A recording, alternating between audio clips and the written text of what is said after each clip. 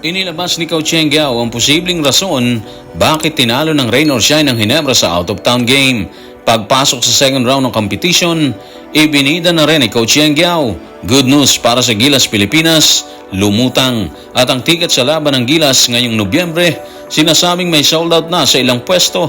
Tutukan po natin ang lahat ng yan, pero bago yan, hihingi po tayo ng isang subscription sa lahat ng dumadaan sa ating munting channel kung nagugustuhan nyo ang ating palabas. Kung medyo mabigat ang subscription, siguro kahit isang like at isang share na lang po yan. Okay na po ako dyan. Maraming salamat. Sa final score na 73-64, inilampaso ng rain or shine ni Coach Cheng Giao ang paboritong Barangay Ginebra. Tanong, ano ang nakita ni Coach Cheng sa panalong itinala ng koponan versus Barangay Ginebra? Tutukan po natin ang sinabi ni Coach Cheng sa report ni Homer Sison sa Spain. Mababa yung efficiency nila. Nangungulila pa rin sila sa pagkawala ni Sistan at ni Pringle. Yung mga rookie, may mga adjustment naman. At hindi naman tayo na sorpresa kasi mabagal naman talaga ang Ginebra sa simula. Isang linggo pa yan, mananalasa na yan sila. Okay, so doon tayo siguro sa medyo hindi pa sila nakaka-adjust ng mabuti sa pagkawala ni Christian at ni Pringle. Obviously, malaking factor po yun eh. Malimit kasi, especially nung nagdaang conference, si Christian talagang malimit na kumakamada ng malalaking puntos. Pero yun na nga eh, iba yung matagal na nilang kasama tapos biglang nawala. In fairness kay Isaac Go at Stephen Holt na lumipat kapalit ni Sistan at ni Pringle, babad din po sila dyan.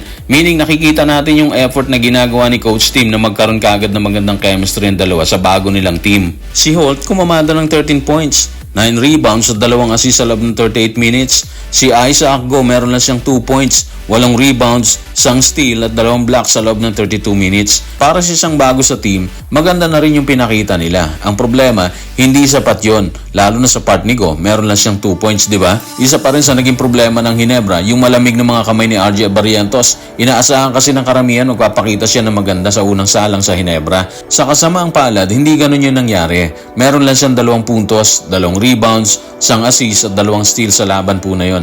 Malayo sa inaasahan ng marami kasi babad siya sa laban eh. Meron siyang 29 minutes versus rain or shine. Pero ganun talaga yung laban. Hindi mo pwedeng pangako magiging performance ng player hanggat hindi natatapos yung bakbakan.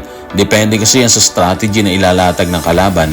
And of course, sa pakiramdam ng katawan ng player nung gabi na yon. Bago pa magsimula ang bakbakan ng Ginebra at rain or shine, nauna nang nagbigay na pahayag si Coach Cheng Giao. Sa kanyang pahayag, nabanggit niya ang laban sa Ginebra na ginanap sa Ilocos Sur na tila kampante siyang mabibigyan niya ng maayos na laban ng grupo ni Coach Tim Cone at kalaunan ay makuha ang target. Narito ang kanyang paglalahad. Tutukan natin si Coach Cheng sa report ni Marcus Carlote ng Daily Tribune. Narating namin ang semis nung nakaraan at meron kaming magaling na import. So sa tingin ko kaya namin. Sa tingin ko kaya namin bigyan ng magandang laban ng malalakas na team. May mabigat na laban kami sa Sabado versus Ginebra. So bawat laban mahalaga. Sana makaabot tayo agad sa 6 na panalo. Well, sa tingin natin, hindi naman siya nagkamali si Coach Cheng Giao. Mabigat yung laban pero nanaig sila sa bakbakan versus Ginebra. Ang susi kasi, well, marami po yun. Bukod kasi na wala si Christian at si Pringle na malimit inaasahan, sinasandalan ni Coach Tim dito sa Ginebra, kumamada rin ng maayos ang rookie ng koponan na si Felix Lemeti. Kumamada siya ng 13 points, 3 assists at 1 steal. Malaki yun kasi yung 10 niya sa 13 points, kinuha niya sa dulo ng bakbakan. Kasama doon yung 3 free throws. Si Aaron Fuller, kumamada rin siya ng 16 points. Pero ang laki ng kanyang 23 rebounds. Bukod dyan, meron siyang 3 assists, 1 steal at 1 block sa loob ng 40 minutes. Andyan din si Karakuta, meron siyang 14 points, 2 rebounds at 2 assists. So sila talaga yung mga sinandala ni Coach Cheng para biguin ang Ginebra sa unang laban. At base sa takbo ng kanyang kupunan kasama ang format ngayon ng PBA na wala na yung twice to beat, pwede sabihin na mas may chance sila para sa susunod na round ng competition.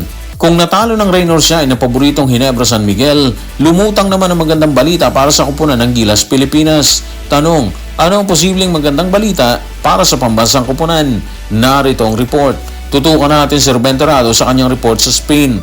Si Japet Aguilar meron siyang 20 points at 9 na rebounds, habang nagdagdag si Brownlee ng 18 points at 10 rebounds para sa Ginebra. Humakot naman si Thompson ng 15 boards para sa Ginebra din. So guys, etong tatlo na to, kasama lahat sila sa Gilas Pilipinas. Si Japet, si Justin at si Scotty. Alam naman natin naging issue kay Japet, di ba? Pero ang laki ng puso niya kagabi eh. Yung slam dunk niya, grabe yun. Parang ang taas-taas ng kumpiyansa niya kagabi.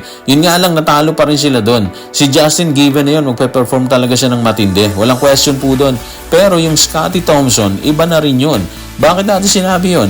babad po siya dyan. Meron siyang 31 minutes sa bakbakan. Kahit 4 points lang yung ginawa niya, nagpapakita yun na handa na talaga yung katawan niya. Parang naalis yung hinala ng marami na baka hindi na siya ulit fit sa gilas ngayong second window ng FIBA. So meaning, good news to para sa kupunan ha. Yung Japet, kumamada ng maganda. Tapos yung Scotty, nagpakita ng banges. Hindi man sa scoring kasi 4 points lang siya. Pero sa rebound siya bumawi. Meron siyang 15 rebounds eh.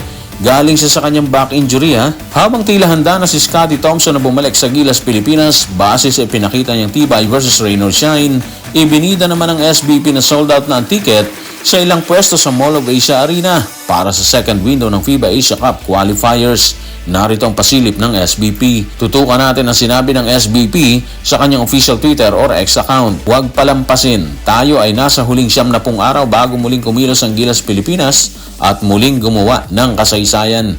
Panoorin ang FIBA Asia Cup qualifier sa SM Mall of Asia Arena. Bumili ng ticket sa pamamagitan ng mga sumusunod. So guys, base po kay SBP, kung di tayo nagkakamali, Patron VIPA po to. Sold out na po yan. May takip nga lang yung mga letra no? Pero sold out na po yan. Halagang 10,000 per ticket po yun ha.